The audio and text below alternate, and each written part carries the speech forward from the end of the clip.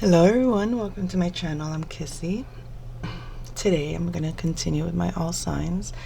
We're doing Sagittarius. Sagittarius, this is your reading. This is a character for Sagittarius and Gemini. So that is why for your sign I'm also adding the symbol, the sword, for third house energies and ninth house energies, which is part of the Sagittarius energies. So Sagittarius, before I begin, I have like so many things I want to talk about. Oh, Lordy, Lord. But before I do, let me tune down some of the distraction. Okay, I guess this will work. Do not disturb is perfect. Do not disturb is perfect. For some, you might be on do not disturb. That might be perfect for you if you're not on do not disturb. Alright, Sagittarius, realistically, let's have a chat here. A lot of things are overwhelming. I get it. You might have someone, that doesn't want to face the truth, doesn't want to see things for what they are. In other words, all right, let's talk about this. You have someone in your life that you probably helped for a long time. You probably shared ideas, you probably communicated in terms of love, and this is like friendship, a good friendship. This friendship you may have confided in them, they may have confided in you, but this person, you guys had like a similar situation occur when it comes to love matters.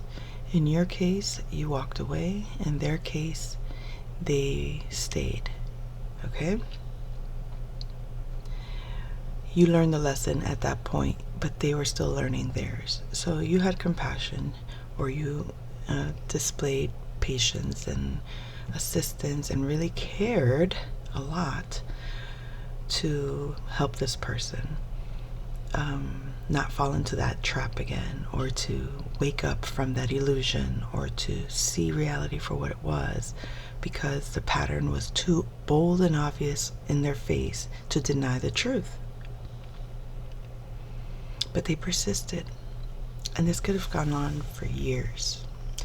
Eventually,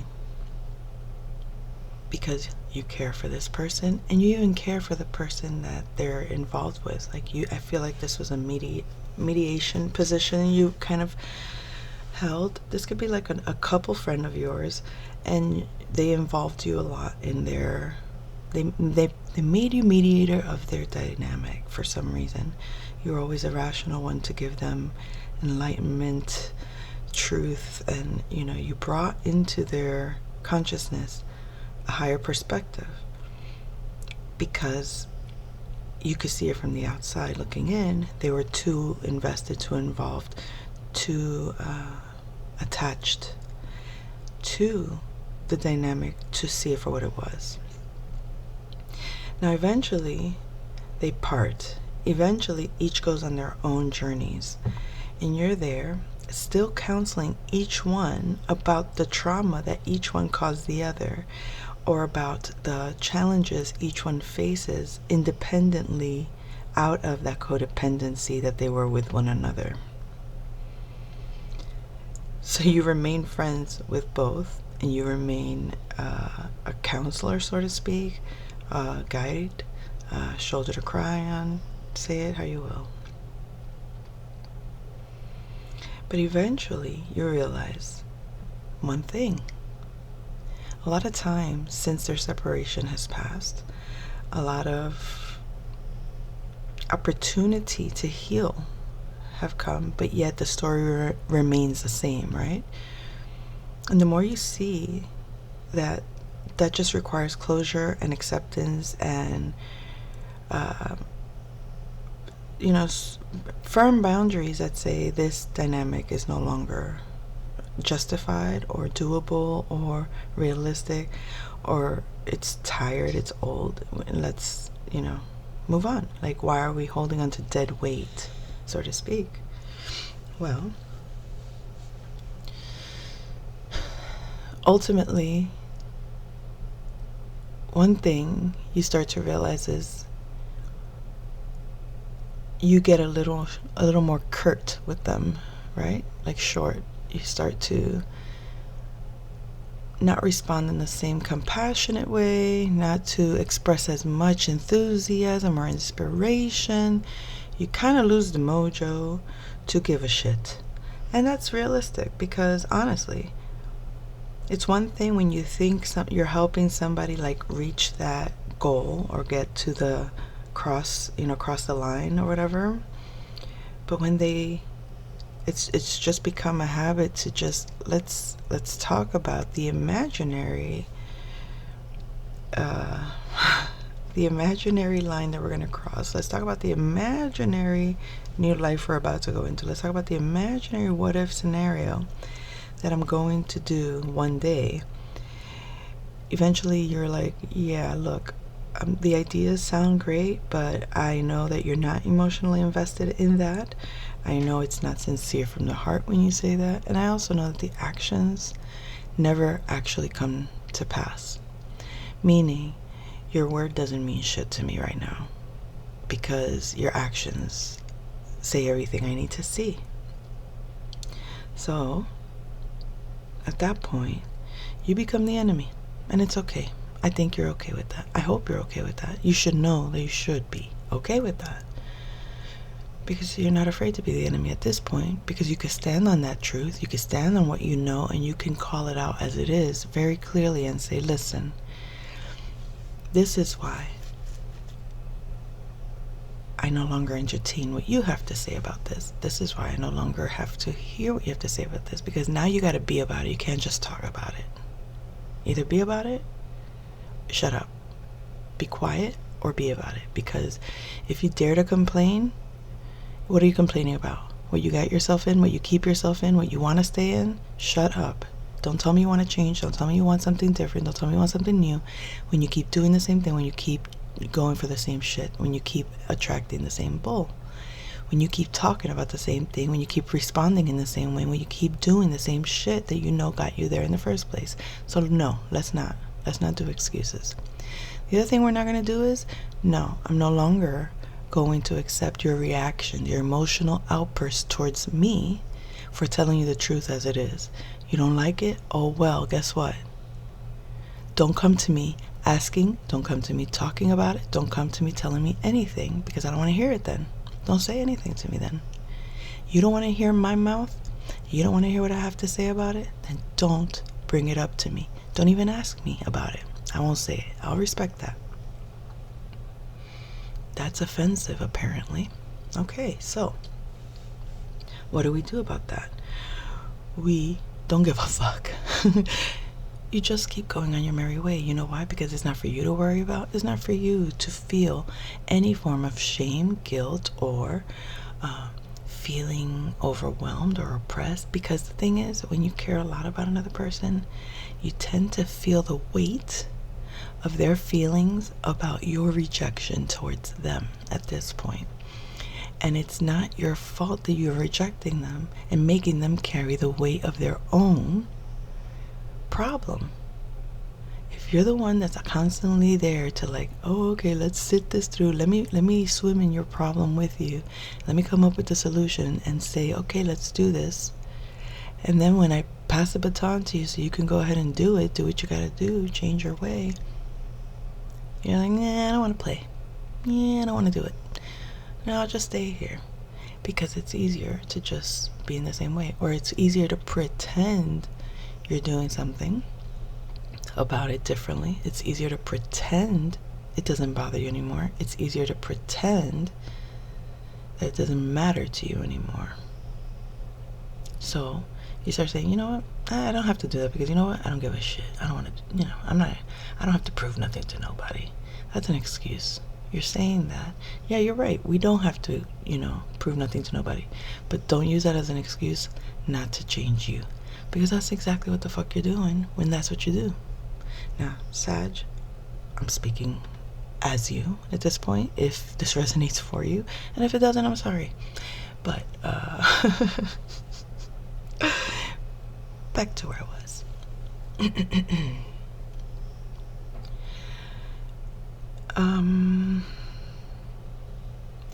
You're also not afraid of the feelings that get hurt, because the reason is because you went through what they're going through at the same time. And if you got over it and you let it go and you moved on, meaning you're able to start a new story, you're able to discuss a new chapter, you're able to move on to a new thing, you're able to be in a new environment, experience a new way of communicating in your world, right? Or about your world. But when you engage with these people, you can't entertain that part of you with them, because their focus is on that problem. So let's say if their focus is on that problem, and you come up with, let's say you don't discuss the problem when you engage with them. You just call and talk about all these new things you're doing. Well, they hate you for that. They resent you for that. They don't even have the energy to hear you for that. They don't want to know about that, because it's only a reflection of what they're not involved in, what they're not doing, what they don't understand, what they can't comprehend, what they don't have the energy to participate with. All right, so guess what? Well, all right, well, I guess I'm not going to talk to you about that. Shut that down. Now, what's there to talk about? The problem. Let's say you don't want to talk about the problem, but you can't talk about your great endeavors. Then you decide, let's focus on, what are you up to? Let's talk about you then. Something different. Something that's not the problem and something that's not the great things I'm going through. What do we do? What are you doing? They're like, oh, same old same, just enjoying myself. Well, let's get specific. Like what? At the end of the day, you'll realize, not really much. Not really much. Same old thing. Nothing inspired, nothing new, nothing worth doing. That's, every so often they'll get a little inspired moment of appreciating their environment, of appreciating the simple things of life. Like the fact that you woke up this morning and you're breathing.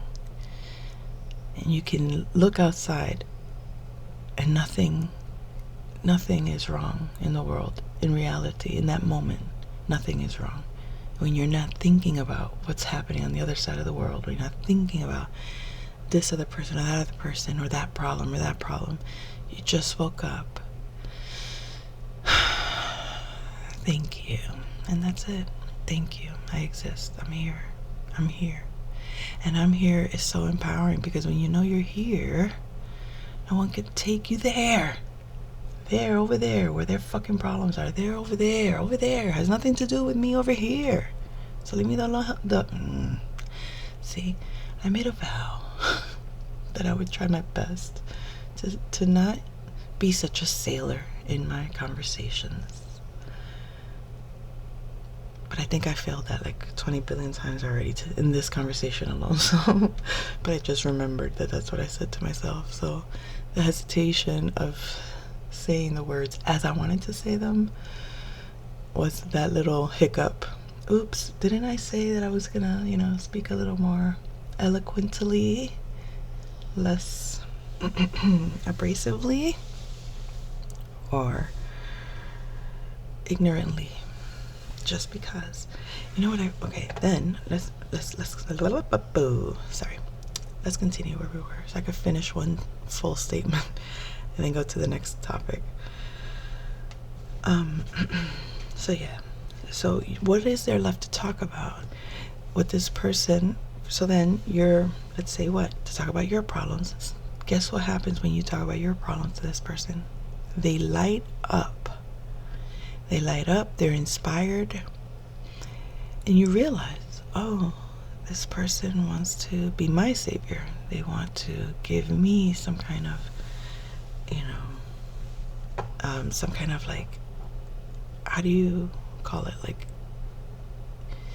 they want to feel some way that they are taking care of me. So it's like you want to give them that, but you don't need that. You don't even want that. You really resist that. And you resist it because it comes with a lot of strings attached.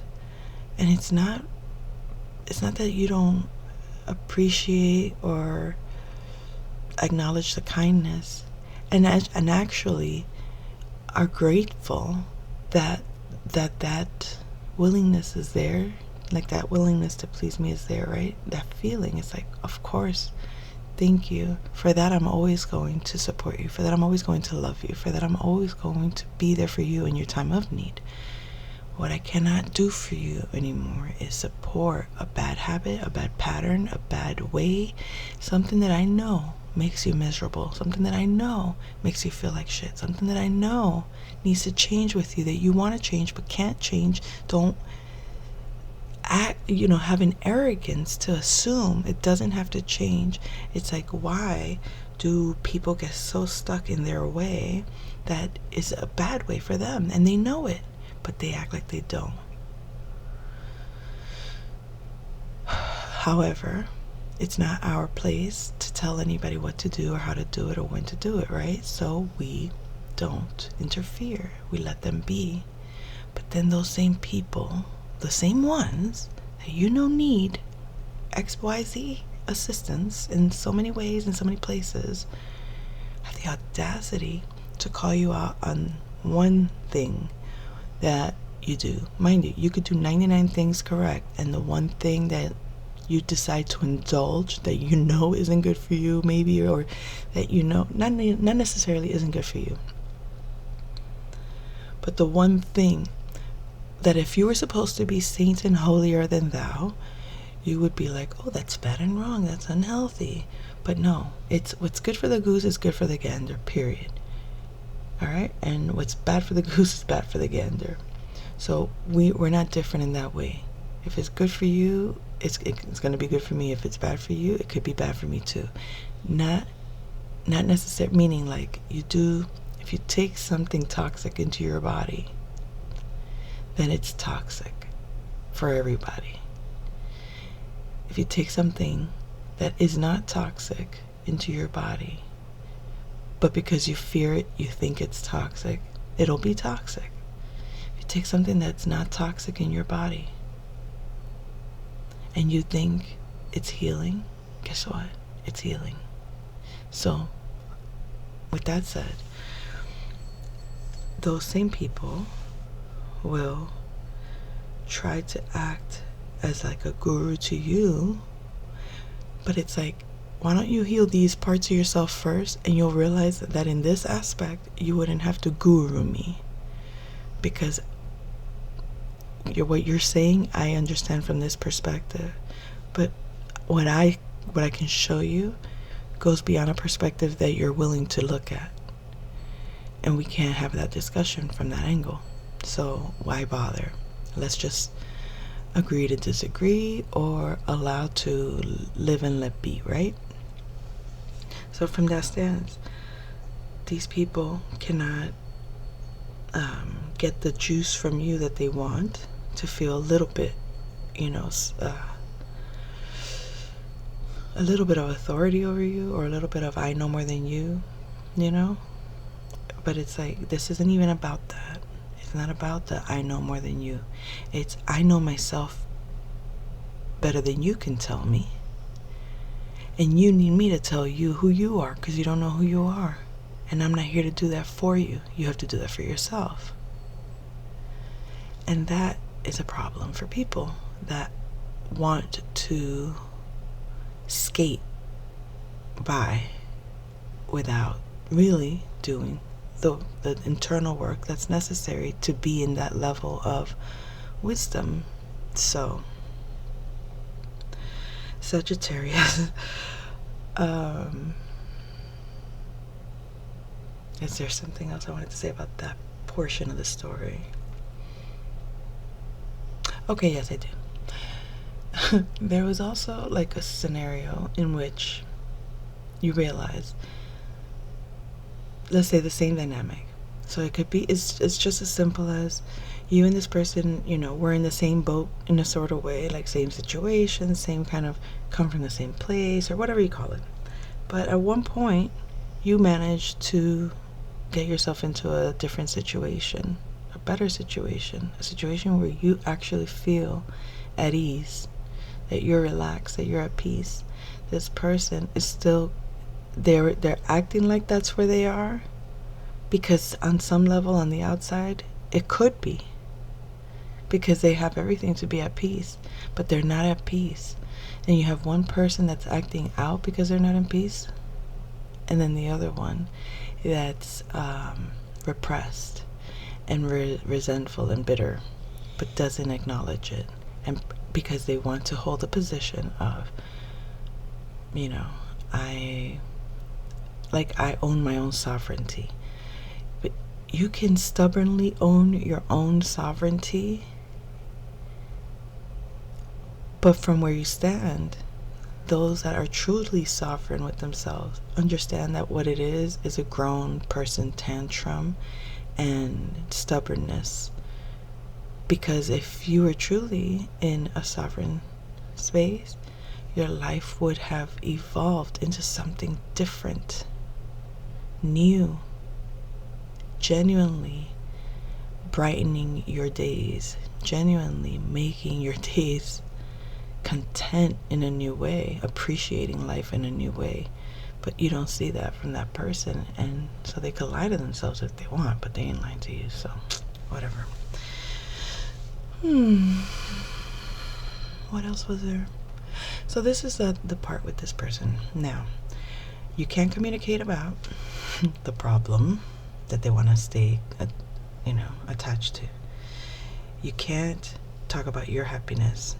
Now, if you talk about your dynamic with that other person to this person A and person B, right? Person A and B, they're on individual paths now. They're no longer together, but they're still both invested in that dynamic that is still not resolved. You're out of it from the outside looking in, and you're like, okay, like the mediator, remaining in communication with both parts. When you engage with this individual, there's something about person B, the other person, even though they act out in the crazy ways and then they're a little more reckless and careless, they're a lot more true to themselves, even if it's negative, than this person that seeks to be more self-righteous, acting like they're perfect and content, but they're not being themselves. They're truly not who they want to be, and they resent it, but they're not willing to be that either. And then they resent that person for being too much of what they want that person to be with them, or wanted that person to be with them. Oh my God, am I confusing? And now I have a really good song in my head, and I want to sing it. I'm just a poor boy, I need no sympathy. Easy come. Sorry, I'm singing really low. Hold on. Little low. Anywhere the wind blows doesn't really matter to me. You know what I'm singing, right? Bohemian Rhapsody from Queen. Alright, anyway. I think that was a little relevant to one of these folks. Anyways, so now when you talk to person A about person B, they don't want to hear the positive things that person B is doing. They're not interested. They resent that, right? So, yet, person A, whenever person B is going through some kind of challenge or difficulty that they were addicted to assisting with, you know what I mean? Like, oh, every time you're on a low, let me pick you up, because that's where they felt that they were being praised, because they get to take care of that person. But that person, as soon as they're better, ends up going back out. It's like their good times are out, and their bad times, they go to this person. This person realizes that, so they're like, no, you're cut off. I cannot serve your negative. And in hopes that not serving their negative, that they'll bring their positive over this way.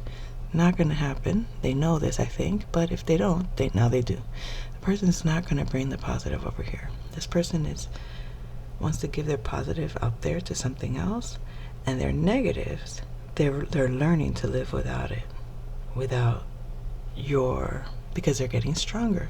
They're learning to survive without that support. Now, it doesn't matter to talk about this. Sorry, Sag. I gotta say it how it is. This other person here, whenever you talk to them about this person on their lows or in their negatives or whatever, not to gossip. That's the other thing. You're not doing it to gossip. You're trying to help the integration process for this person to understand that person. So it's like if they cannot understand each other, then you understand this person and you understand that person. You're going to help this person understand that person and that person understand this person. Mediating, right? Let me help you guys understand so you guys can integrate each other's what you needed to independently. But no. Magnifico. Hold on. I'm just a poor boy. Nobody loves me. Spare him his life from this monstrosity. Easy come, easy go. Will you let me go? We will not let you go. Let him go. Please tell me you know this song.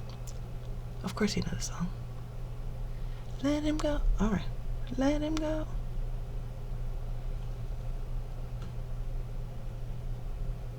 Oh, mamma mia. Mamma mia, let me go. Enough!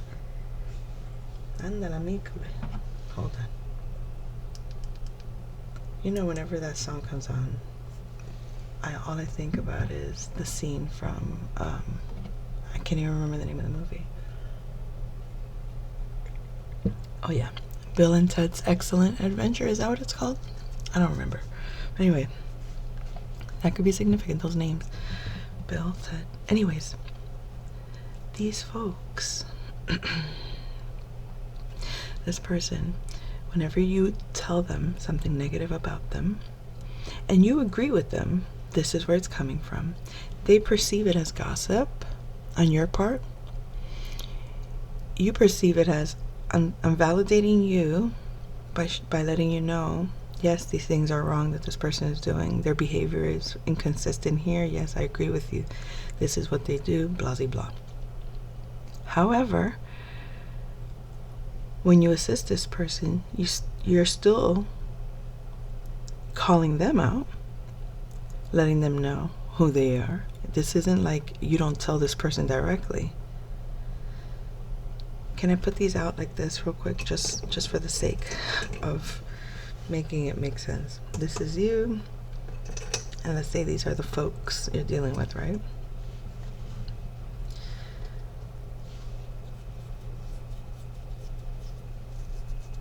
So whenever you're with this person, you highlight their positives, but they can accept when you tell them they're negative. When you're with this person, you highlight their positive, but they cannot accept when you call out their negative. This person hasn't healed their feminine energy. This person is working on healing their feminine energy. This person was very masculine and started going into more feminine. This person had been very feminine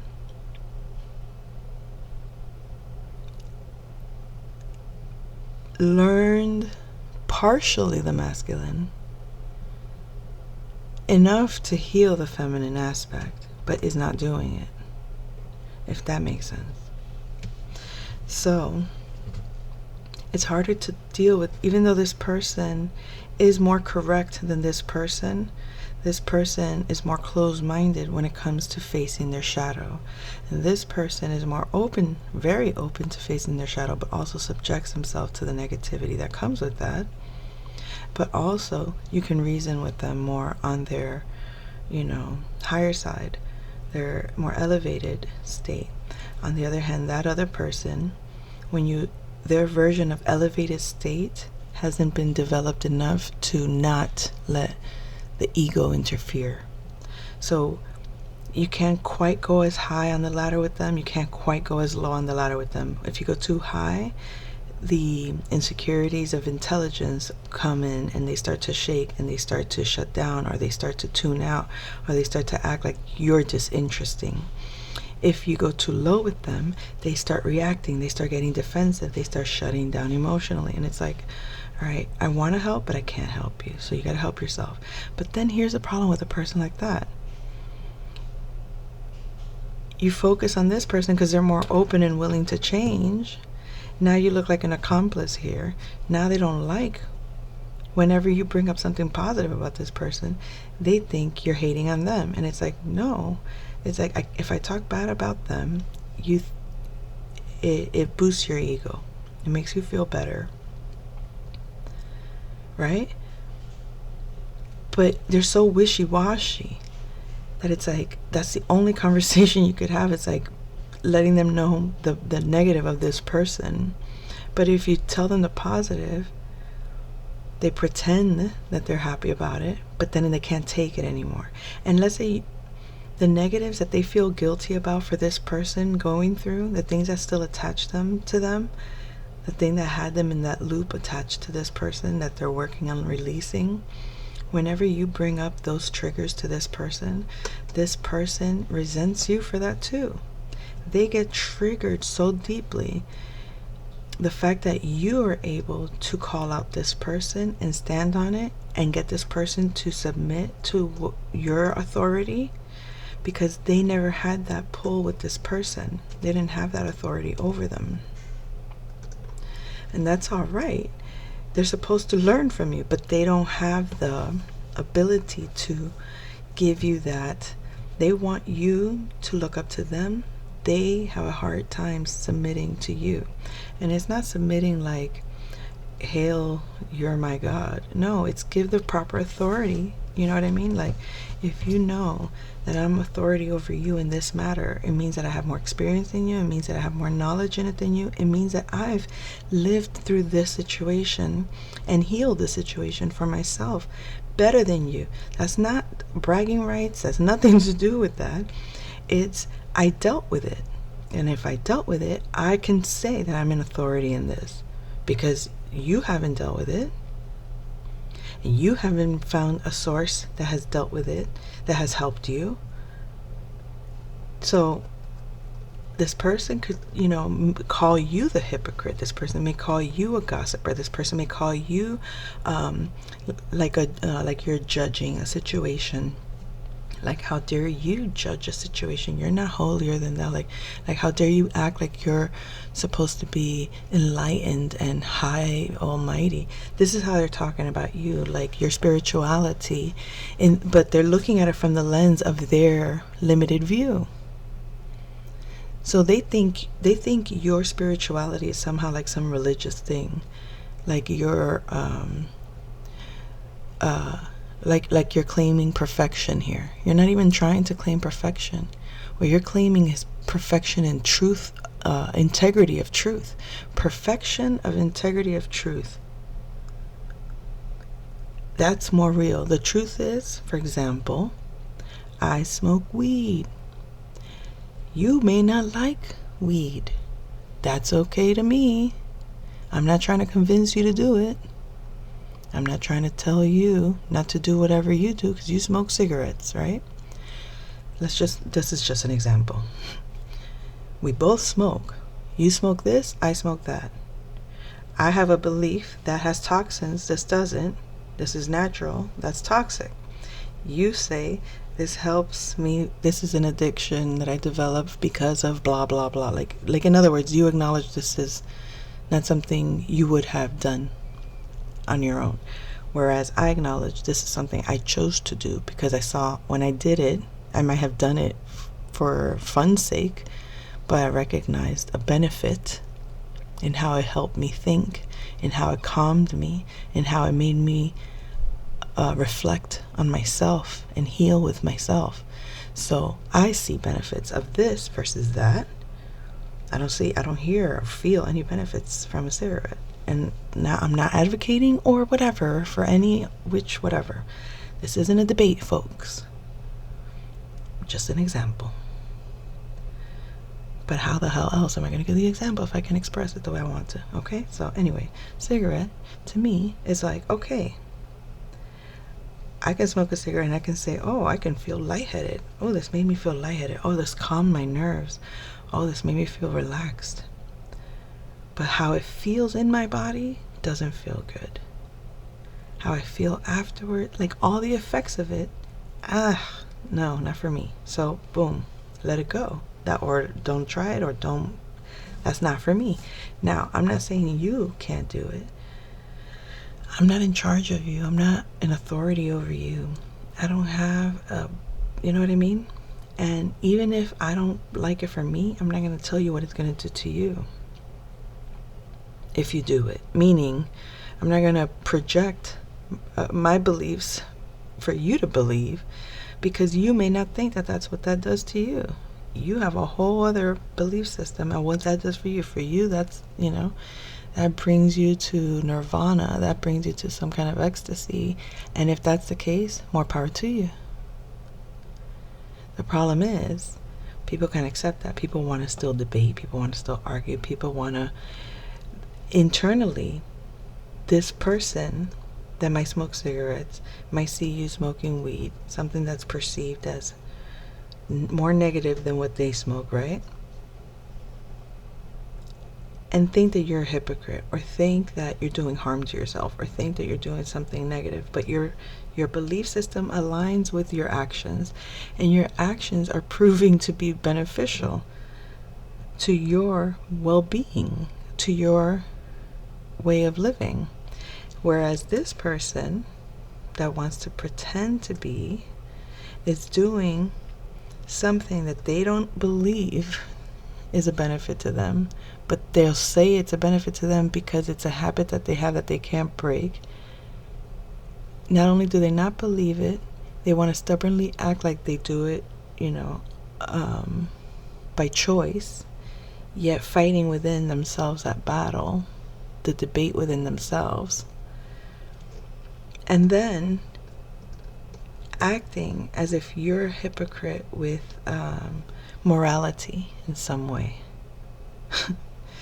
So, I hope that made sense, folks. I hope I wasn't too convoluted, as usual. I find myself to be a little convoluted for those that don't like conversation. But that's okay. This isn't for those folks, is it? If you enjoy my content, then I guess we're more alike than I understand or realize. Because I do. Oh, look at that. King of Swords. We have Gemini, Aquarius, or Libra. Sagittarius. You could be coming out very, very intellectual at this time. Very matter of fact. Just seeing things for what they are. Very detached emotionally in a certain way. Like, in a good way. I feel like you're prepared for what's to come. You're even anticipating something. Like oh,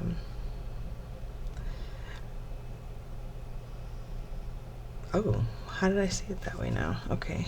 This is looking to me like you're turning down an offer. I see like it's your hand pouring out some water.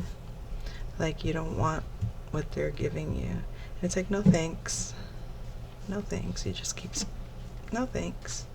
You're not accepting somebody's gesture of kindness, because I think that their gesture of kindness, you can't trust it. Things are about to change for you. You're going to get justice, Sagittarius. You're not confused, and you're not in conflict when it comes to a King of Pentacles energy.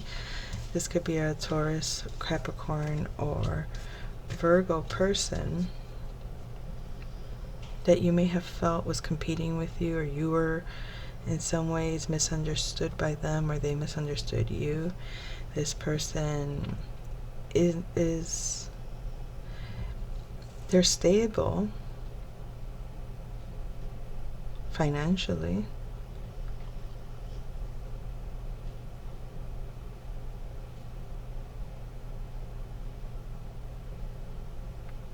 I think this has more to do with stubbornness, okay? Confusion and conflict in regards to stubbornness. I feel like you see through a situation and you see, you know, the whoever's coming, that there's someone coming with like a disingenuous love offer, and I find you rejecting it because this person either put you in conflict or kept you in confusion.